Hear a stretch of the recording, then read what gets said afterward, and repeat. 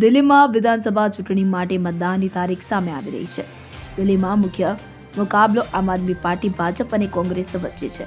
તમામ પક્ષો પોતાની તૈયારીઓમાં વ્યસ્ત છે અને જનતાને રીઝવવા માટે એક પછી એક મોટા વચનો આપી રહ્યા છે।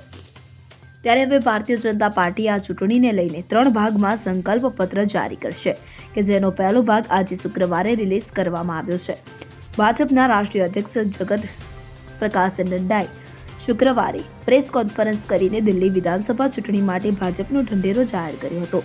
એમણે જાહેરાત કરી હતી કે જો દિલ્હીમાં ભાજપની સરકાર બનશે તો રાજ્યની ઘરે મહિલાઓને દર મહિને 2500 રૂપિયાની આર્થિક સહાય આપવામાં આવશે, સિલિન્ડર પર 500 રૂપિયાની સબસિડી આપવામાં આવશે અને હોળી અને દિવાળી પર એક સિલિન્ડર ફ્રી આપવામાં આવશે।